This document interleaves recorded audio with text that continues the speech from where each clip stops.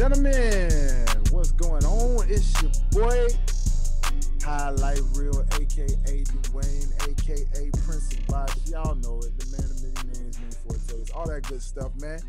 And welcome to this short form edition of Pass the Ox. You already know what it is, man. Of course, got to introduce one of my favorite co-hosts. You already know, filling in for the queen, who's not really able to join us on today because, well, you know, she's out there on vacation yet again, as well deserved. So we're going to turn the reins over to my other right hand man, my boy, the hardest worker man, the show business. Y'all know him. Y'all love him. He's always around. And he is the critique of artiste, my boy himself. You know it, Mr. Derrick Myers. What's up, sir? What's going on? What's going on?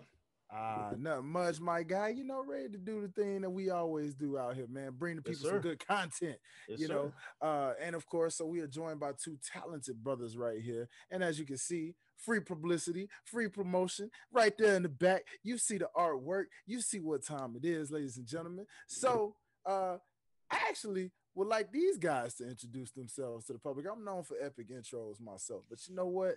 I'm actually going to let the artists introduce themselves on today and tell you a little bit about who they are and what they represent. So, fellas, if you will, the floor is yours.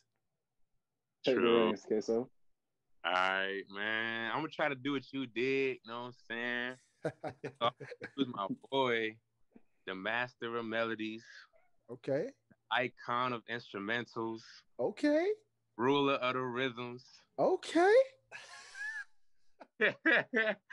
And the bravado of the beats. Get on. The realest dude out of Miami 305, you know what I'm saying? He in the building showing some love. Yes, and then me, myself, and I, J.I., Mr. Stay Fly, you know what I'm saying? I come from New York. You can call me Jiggy Keso, Jiggy on the chain. We go by Waasikeso, nice collective, a duo. We started rapping back like 3 years ago, made our first tape, dropped it on Apple Music. We've been rapping for like, our whole life separately. So we was like, we made good music together. Might as well just come together and start making that sound for real. So we made Waasikeso. This is our third tape right here, Consciously Wavy, on Apple Music, Spotify, SoundCloud, YouTube. Check us out on Instagram. Check us out on Twitter. Check us out everywhere. But yeah, so that's who we are. We happy to be here, and I appreciate y'all. I throw the reins back over to you. Yes, absolutely. And don't forget Tidal, because, you know, Mr. Derrick over here is a very big advocate for Tidal. So much so that they should, right there. Yeah, they should be sponsoring this very show because of the fact of how much he advocates for them. They will one day. They will. Yes, sir. Speaking into existence. Speaking into existence. There it is. There it is. But yes, gentlemen, Waasikeso. That let's start there. You know, how did the tandem of the name come about like that? How were you able to, guys, just like tell people what that means when they hear that? So when they say that, like, man, because, you know, that's one of the first things somebody who gets into a new artist or a new duo, that's what they want to know. Like when they hear the name, they're like, that's an interesting choice of name. What's the inspiration and meaning behind it? Go ahead, Shay. Pretty simple, man. It's really both of our nicknames put together. So mine's is WAASI. It means rebel in Swahili. I really came up with it freshman year, chilling with some of my boys in a dorm room. We were just trying to be a collective like group and just hold it down. And only 5% of the nation and the world knows this man's actual name. And I'm honored to be one of the one people, but everybody calls him Keso. Literally, everybody calls him Keso. So that's really how it came together.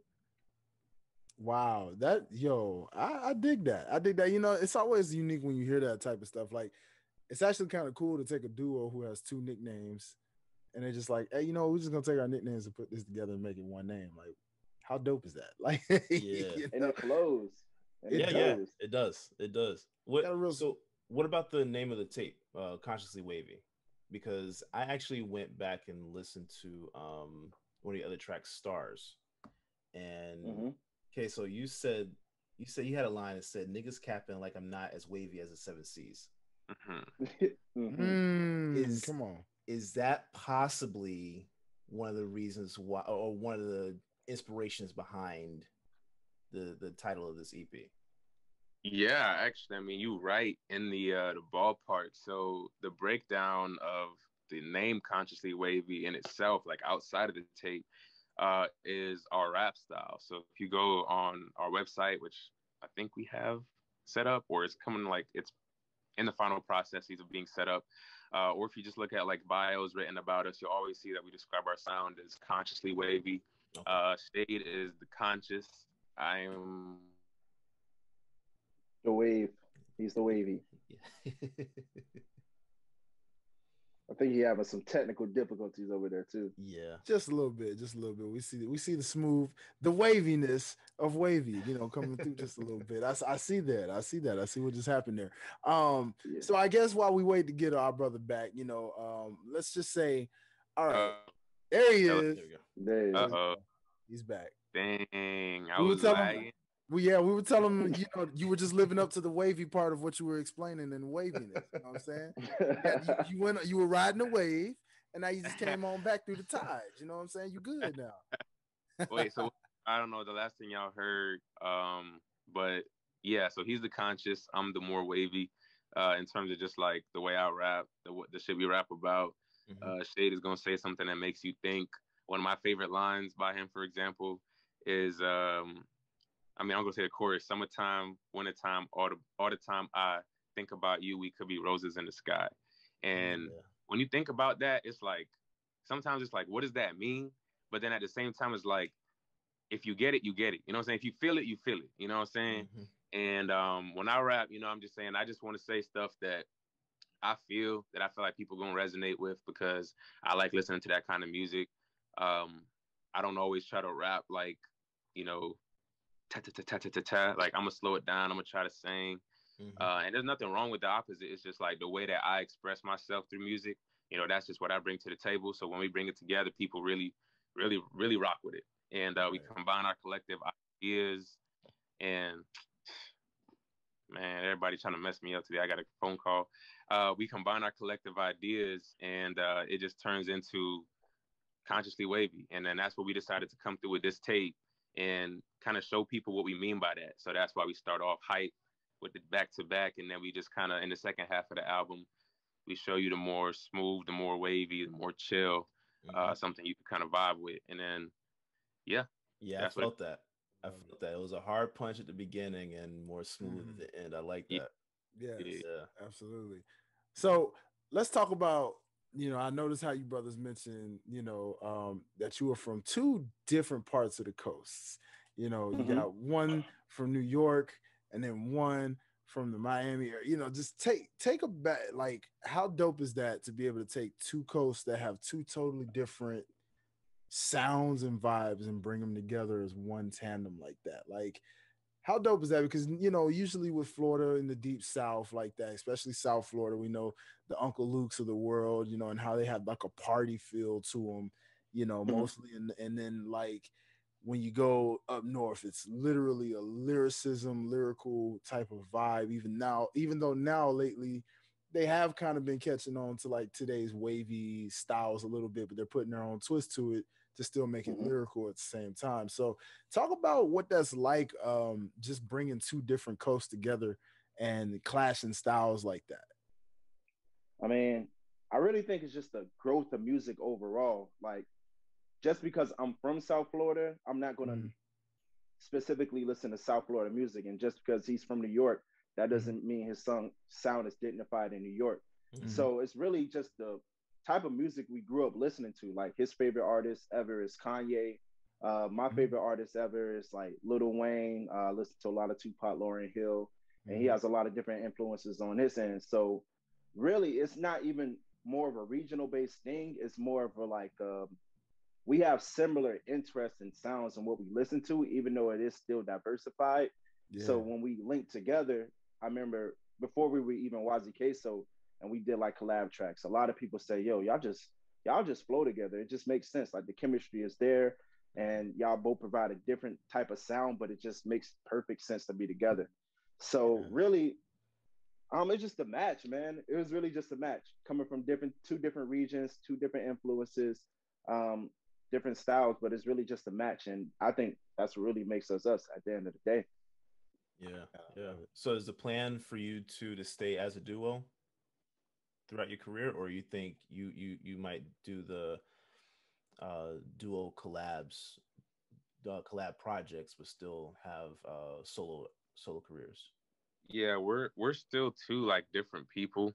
Like we're Waasikeso, and that's forever. That's regardless of like music and stuff. Like that's my boy, that's my brother. I call him my brother. Yeah. But that's just outside of music. So if he ever want to hit me up for a track or vice versa, it's not even going. It's just like, all right, send it over. We got to do. We got to do. But you know, he been making albums since way before I ever made an album, and even then, you know, on my own path to making tapes and all that stuff, we just have different stuff we want to get out, and I feel like at a point it's kind of a hindrance to us if we always make a track for the other person to get on, because it's like I feel like he could create on his own and it's gonna sound fire, and I can do the same, and when we come together it's gonna be it's fire. So you know, we give each other that space. Like I tried to give him a track the other day and he was like, honestly, I feel like you should just rock out on your own on that one. Like you just kind of doing your thing. Like I feel it, like, hey, because I definitely was right in the second verse, but I'm like, let me bring it to my boy, you know, get his feedback and see how he feeling. So it really is just like that. But we always gonna, you know, whatever he need musically, vice versa, you know, it's always gonna be like that. You know, it's Waasikeso. Yeah. Love it. Love it. So let me ask you, gentlemen, speaking of just duos and hip hop and just the evolution of duos, two-part question really for you guys. Who would you say is your favorite hip hop duo? And then how do you feel that duos have changed in hip hop since the days of Prime? Because you don't see a lot of it as much. I mean, you have like maybe the Migos, you probably have, you know, which is kind of more like a trio in some senses. They're like brothers, but then a duo. But in terms of like two guys just killing flows, it's almost a rarity to kind of see that on the mainstream light nowadays. So how do you guys feel about the evolution of where hip hop duos have gone today versus what it used to be in like the 80s, 90s, and even early 2000s? I mean, really, it speaks to what you said. It's a rarity in today's type of environment because a lot of artists have their own individual mindsets of what they want to do. So with us being a rap collective, a rap duo, of course, we have our own selfish desires. So what we want out of the game. But we don't really, let's say, backtrack to other duos and like try to figure out what worked for them besides like Outkast, because you know that's like of all time. Yeah. So we look at that as a kind of an influence how we should track ourselves when we do our duo collective work. But we want people to understand, yes, we are Waasikeso, but as Keso has mentioned, he's Jiggy Keso on WAASI Shade. We are Waasikeso.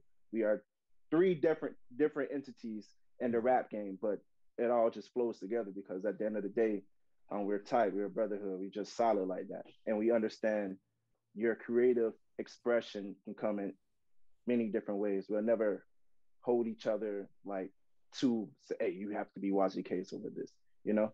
Yeah. So that's how it really operates with us.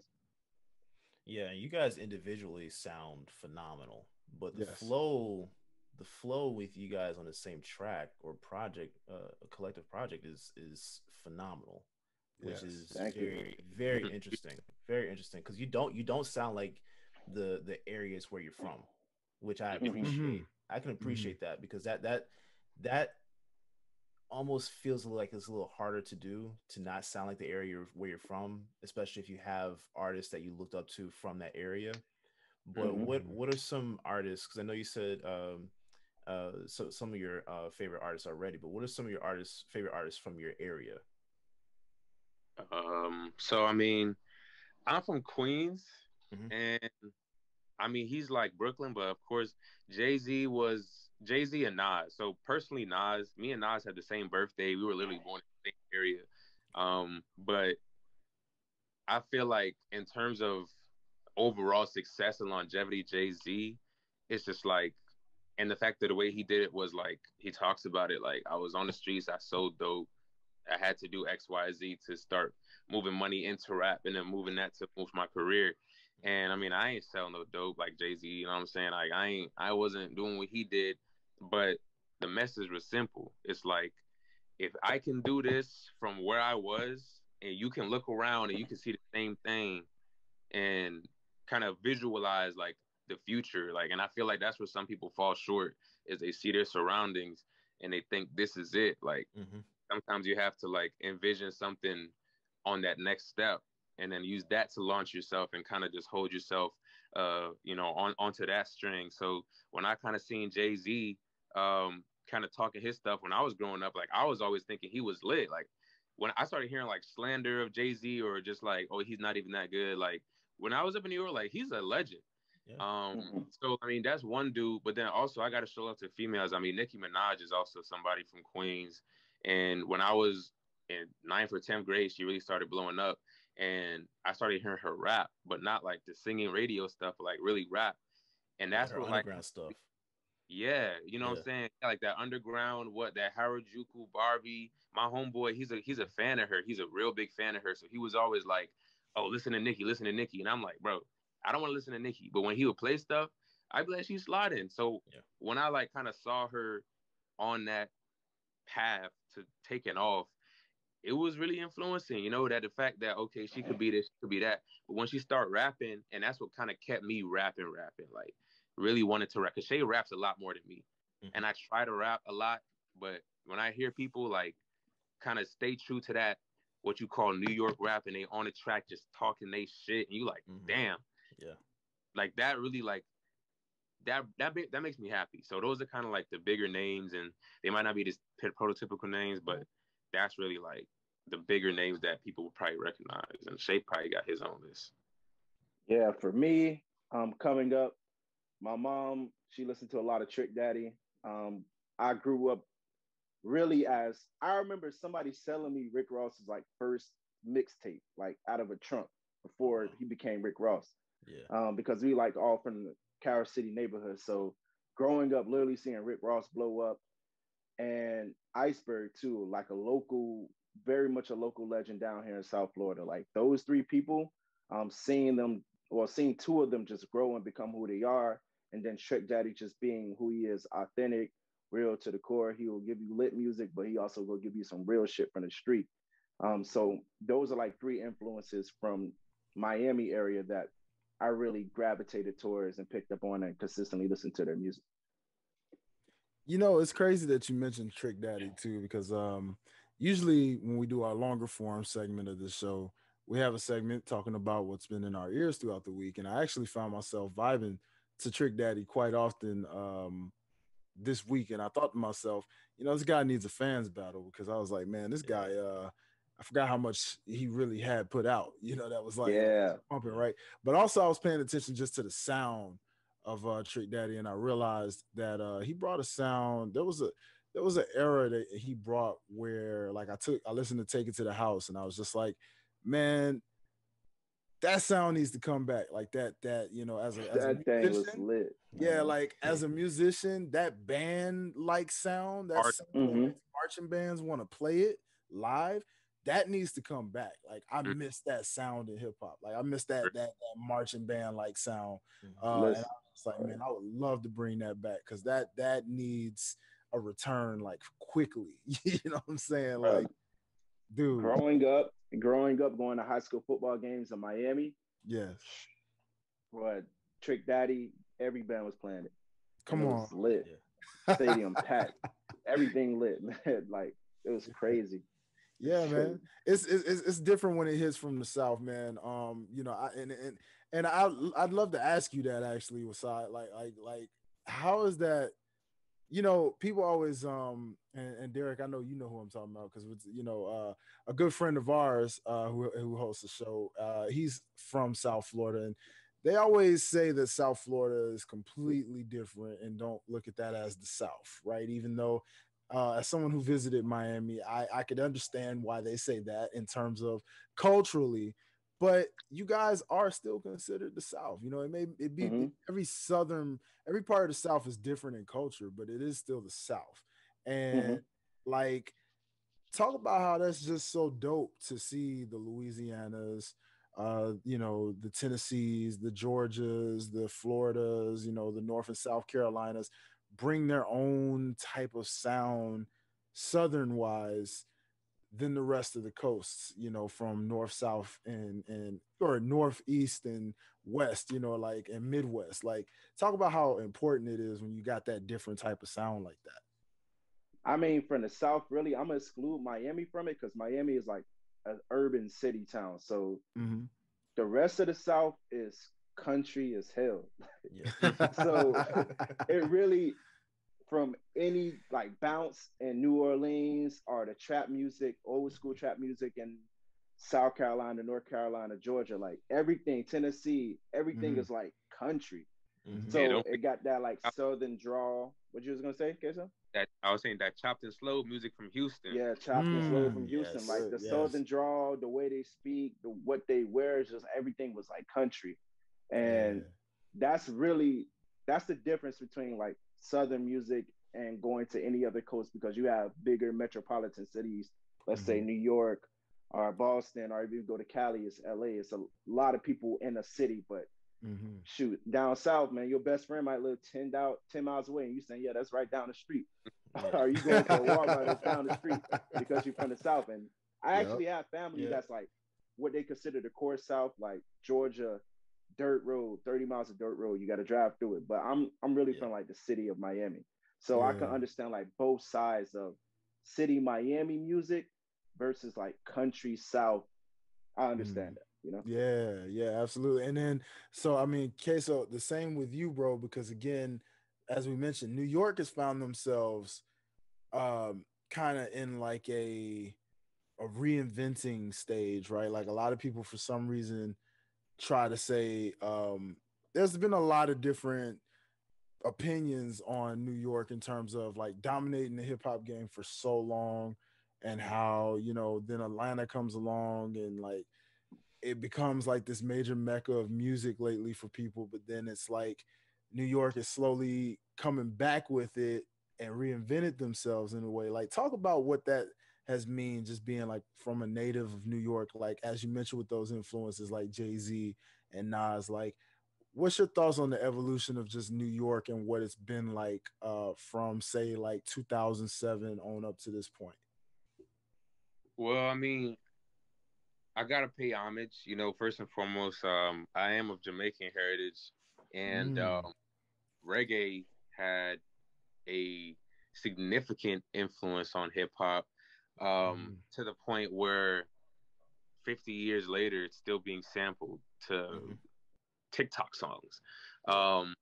So, I mean, talking about reinventing music, I mean, right before '07, actually, like in '03 or '02, when Dipset was coming along, you know, they had kind of reinvented with that. Now, that Texas chopped and screwed, they just made it faster. They made it higher pitch, and they added that bass to it. So, talking about from like '07 and up, we had to, and I mean, just like the entirety of like the hip hop game, we had to watch like the South come up immensely. Atlanta took off, Memphis took off a lot significantly, Houston, of course, and then we saw the West Coast.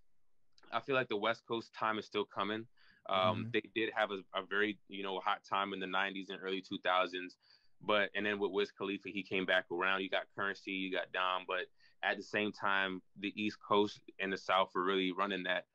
So with New York now, we had to watch like it was a time period where the only names you was hearing was a Nicki Minaj, or the only songs you was hearing was a Jay-Z song. So now when you got like people who are coming out like 5E or like Pop Smoke, and you got like the street music that at one point was just like people was playing it probably in clubs or in house parties, and now you watching everybody woo walking in the street and doing all this stuff. I feel like at this point now, with all the different combinations that we have in terms of Houston dudes collabing with New York and Atlanta dudes collabing with, I feel like personally, like this is one of the best times to be a musician.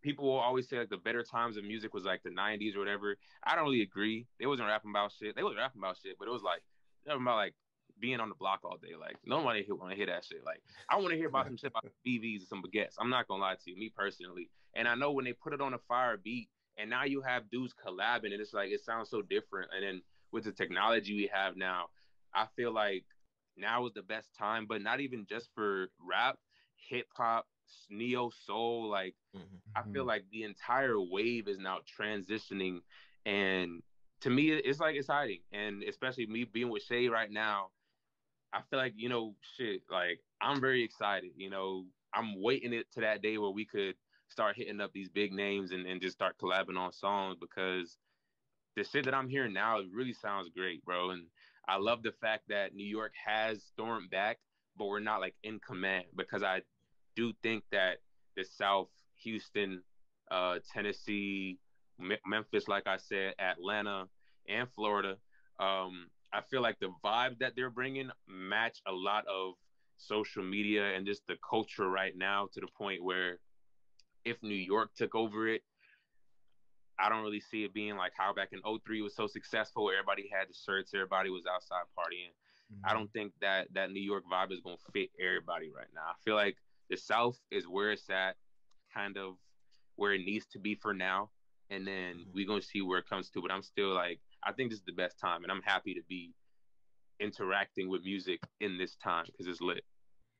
I love that, man. And again, man, I just want to salute you guys as artists coming from different coasts like that, representing exactly what you just mentioned, and the fact that it's unified. You know, no, none of the coastal hate like it was when it came up in like the mid 90s and early 2000s, where it was like, oh, y'all from here, y'all from that side, man, we don't rock with that side. No, it's, like, I like how everybody now is, like you said, it's just like everybody showing love from every coast, right, and even really across the seas as well, with the UK sounds and all of that. So it is beautiful to see music evolve to the way that it is. So let's get back to the EP then, for sure, and let's continue to talk about Consciously Wavy. So Derrick, I'll let you go ahead, because I know it's been a while, man. Go ahead and ask some questions, my friend. Yeah. So production on this was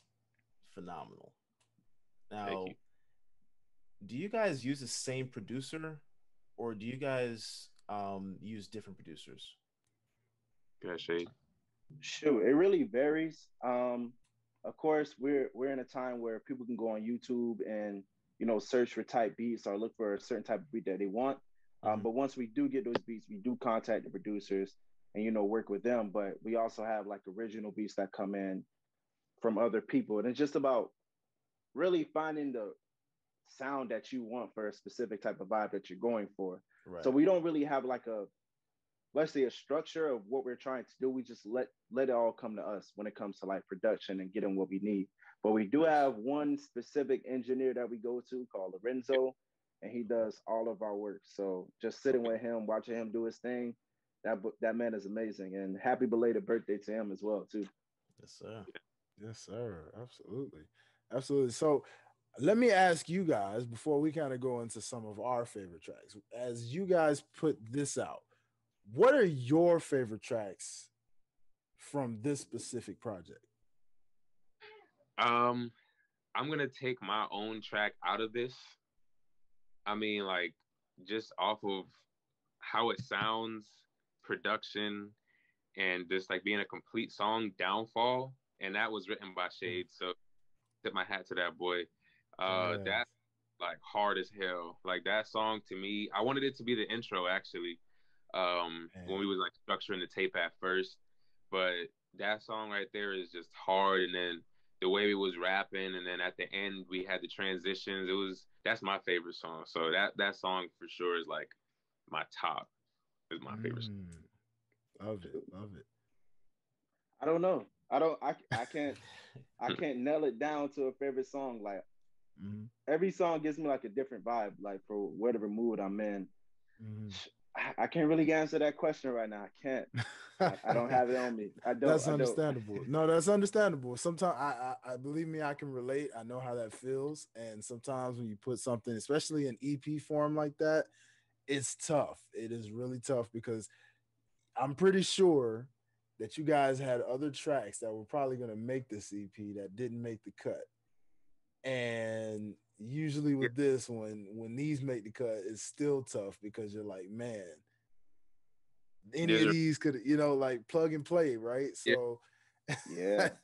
So believe me, I can totally relate and understand. Now, I do have to agree with you, Keith. Like, I personally love Downfall. Downfall was definitely one of my favorites when I listened to it.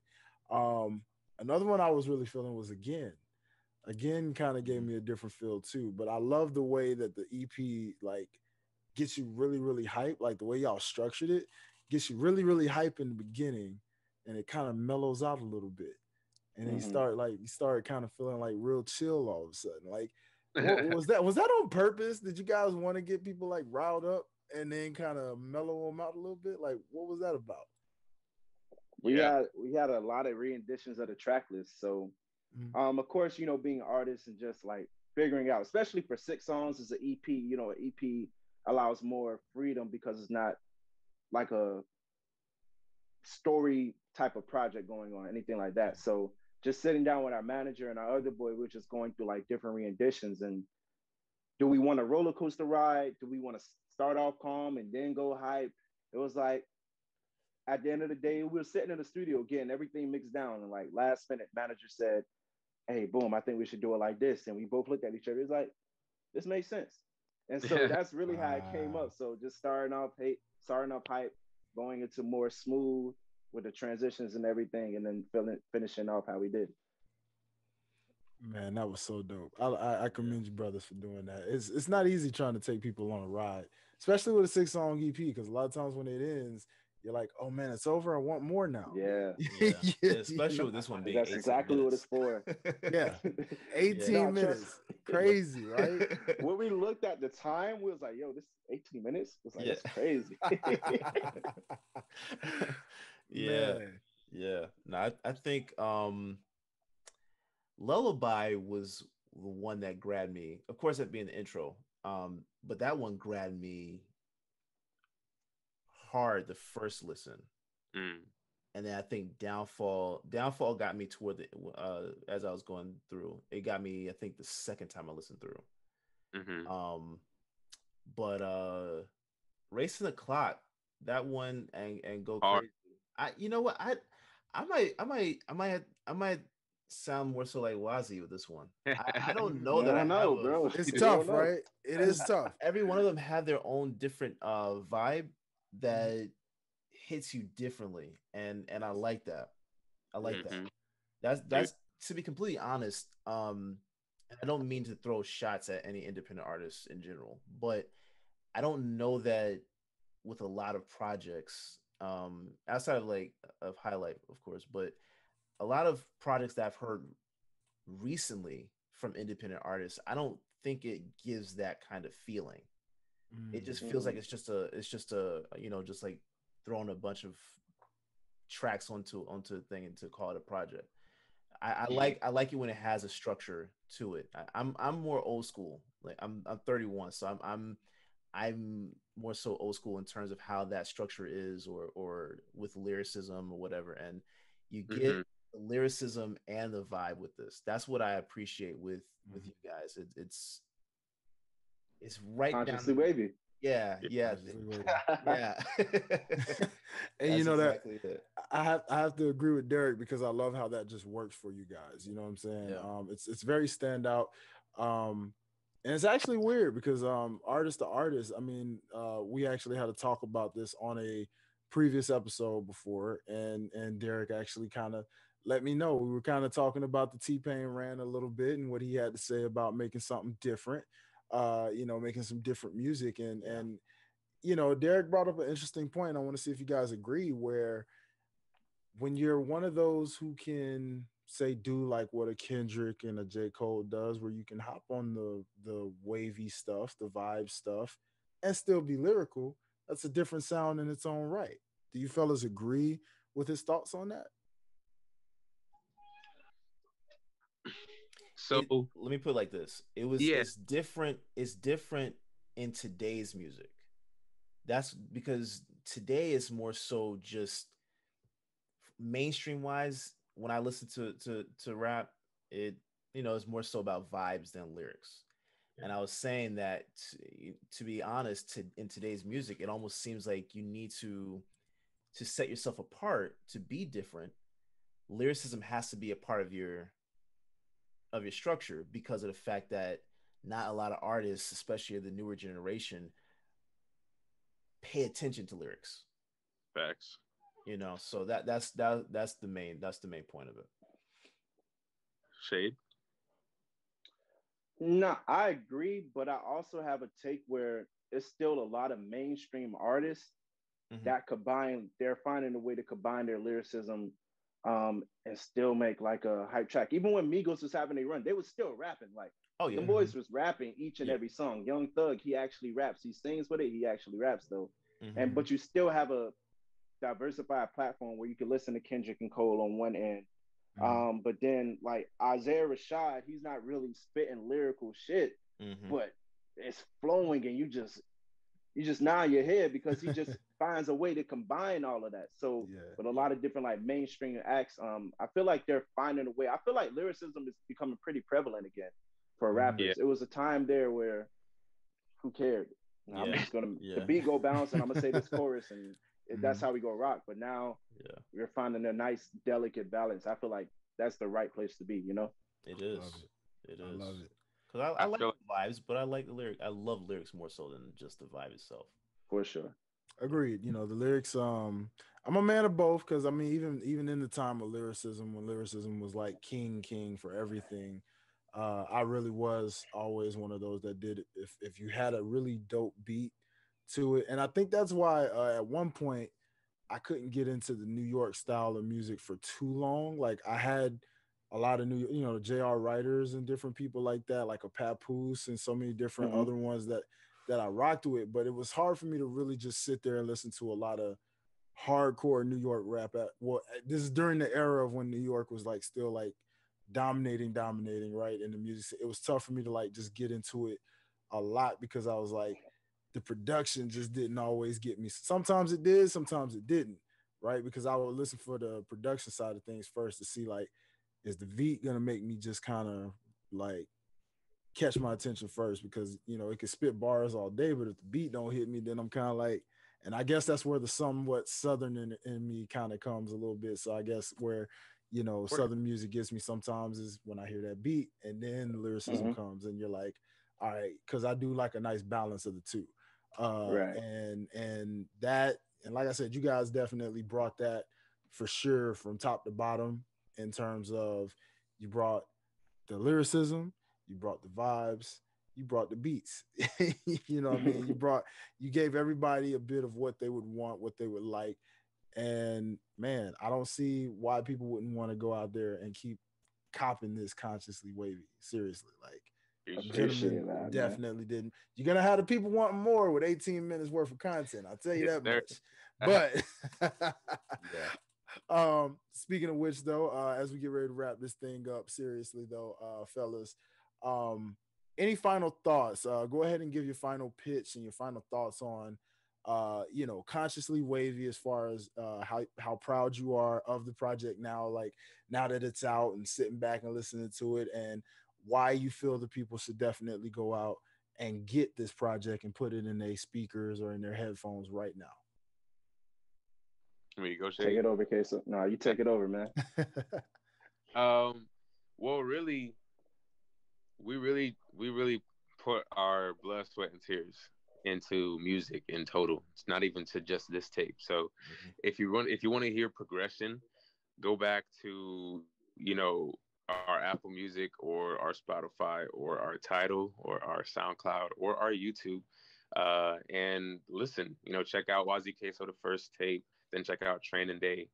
We do have individual projects. You got Solo 2, you got Jiggy, and we have some singles as well that, you know, getting dropped throughout the remainder of the time that, you know, we will be dropping music. So check it out. I mean, this right here is a great collection of music, but honestly, the next collection that we have is, I think, even better.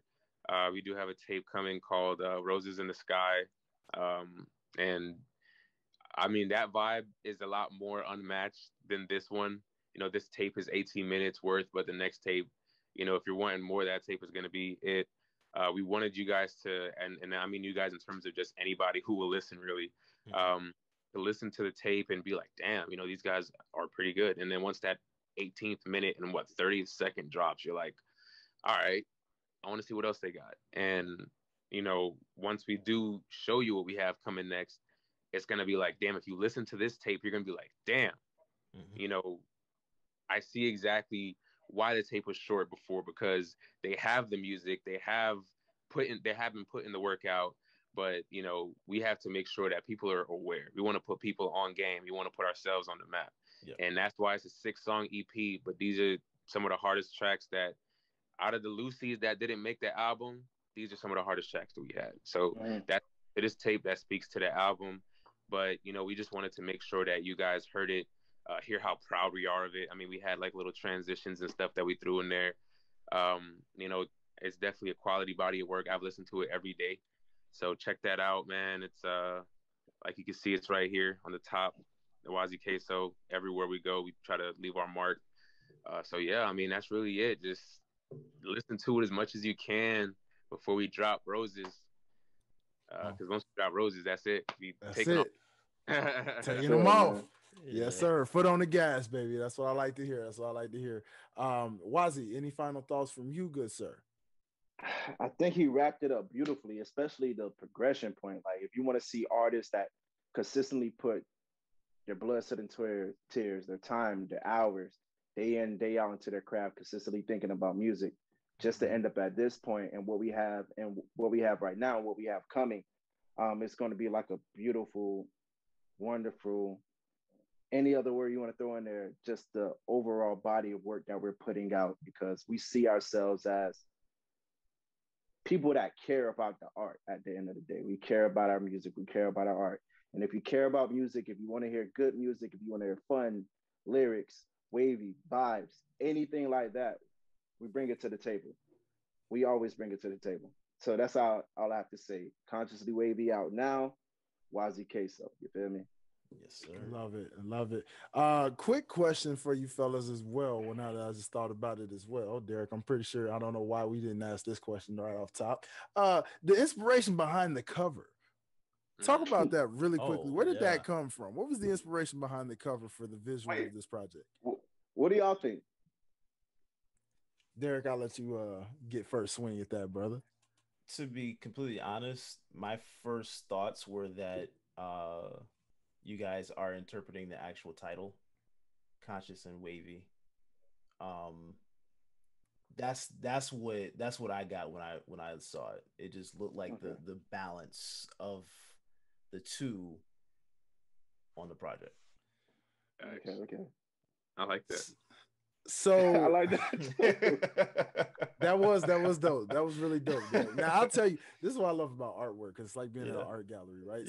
What I get is I get an inspirational feel of channeling some of your inner influences. And I heard you gentlemen mention Outkast earlier. So I got like an Outkast feel from this, right? Kind of like two worlds collide, two sides, two styles collide, but we make this really dope sound together. And yes, we're dope on our own, but when we come together, it's like a whole different force. So as we sit here and contemplate it, we want y'all to contemplate it as we're contemplating it ourselves, because we're that much consciously wavy. I don't know. That's kind of what come to mind, you know, like that's nice. I like you know, so hey, I guess it's one of those, based off how you guys twisted that, I'm gonna guess the inspiration behind the artwork is kind of just to interpret it on what the fan thinks and the listener thinks when they see this themselves, right? Yeah, I mean, that's really, I mean, so, all right, I'm going to tell you what I think, and then I'm going to tell you what actually happened. So, when I look at the tape, I mean, we just look bored. And we're really bored because we just eating whatever beats we want at this point, and it's like we're not getting noticed. So we need a base. We need something new, because I mean the tape is, the cover is amazing. And shout out shout out to everybody who's ever produced any kind of cover for us, because they've given us quality every single time. But this cover fire. What really happened was we were at a photo shoot with our boy Johnny Cash, you know, bang bang. I know he's gonna like that I said that, but Johnny Cash was doing a photo shoot with us. He came like an hour and a half late though, and we were just sitting there like, damn, like, what the hell are we gonna do? So when he finally got there, he was like, all right, we're trying to shoot this real quick. So we were like, all right, y'all trying to use this couch? We're like, all right, bet. We put the couch down. We sat down on the couch, and Cash was like, pose. So we posed, and he took the picture. And that's the artwork. We're really tired. Honestly, we were tired. We were insanely tired. We were insanely beat. And wow. Honestly, we have a lot of better pictures from that photo shoot. But when you look at any of our photo shoots or any of our covers for tapes, just know that the actual story behind it is probably hilarious. Very random. Very much random. Very random. As a photographer, I've come across multiple times where that's been the case of you just like accidentally finding the image that sticks. This is what y'all two said, I'm going to run with that. Hey, we're glad to give you artistic perspective to the artist. You know what I'm saying? That's what we do. That's what it's about, man. But ultimately, all in all, gentlemen, thank you so much for joining us. You guys are amazing. You guys have so much dope talent, and it's a matter of time before you are noticed and out there where you want to be, so you guys don't look bored, as my boy just mentioned. You know what I'm saying? And you guys are doing more with it. So real quick, just let the people know if you got any local shows or anything coming up, so they can come see you if they haven't seen you before. You know, and they can come look you up, or if they can come stream it, you know, if it's a virtual option. Let the people know what you got coming up. So you want to do it? You got it. Yeah, you got it, man. Go ahead, man. Rock out. We actually just performed 3 shows in the last 2 months or something like that, or 4, something like that. But we performed a couple times. If you want to see any kind of local show, follow us on Instagram. You can follow me or Shade. I'm Jiggy Keso. Like you can see on the name, he is WAASI Shade. Well, it says Lil Dev's iPhone, but he's WAASI Shade. But you can also follow our page on Twitter or on Instagram, and we always post if it's like a legit show 2 weeks in advance. But if it's something that we just, somebody told us about it and we want to show up, we'll drop it. You know what I'm saying? You can follow us, but we always try to let people know. And a lot of the times, you can just pull up and show some love. So, we try to just make sure that anybody who wants to watch, follow us, and we'll make sure to post whatever we have coming up. So, yeah. Love it. Love it. Derrick, anything you would like to add before we close this thing out? Good, sir. Man, please don't be a stranger. Y'all more than welcome to come back, chop it up more about music. Anything, one welcome. Come talk with us, chill with us, and especially if you have any other projects to promote. Absolutely. Put us in your rotation. Y'all said y'all game. I know you said y'all talk about gaming. Yeah. Oh yeah. Oh yeah. Warzone. Yeah. We about to. I'll tell you off air, but we got a show that's covering gaming pretty soon. Okay. Yeah. I need to be on that for sure. That no doubt.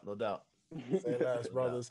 Well, ladies and gentlemen, it is also awesome. Thank you so much for joining us. Make sure you already know what to do. Visit the website, www.otsguys.com. You can learn so much more about what we do right here on Pastor Ox and all the other shows underneath the brand of OTS. Also, make sure if you want to follow us on Instagram at PTAOTS, or you can follow the OTS brand as a whole, all things at OTS Guys on Twitter, on Instagram. Join our OTS Facebook group where we are a community of people and we talk about all things from sports, music, gaming, you name it, all that good stuff, man. And I'm Dwayne. This is Derrick. That's what Sai said. Hey, I'm sorry. Waasikeso. I don't know where I'm going sometimes with these names. My bad, y'all, but I got it now. It's all good, man. But nonetheless, Waasikeso, Dwayne, Derrick, we signing out. We officially passing the ox to you. Peace.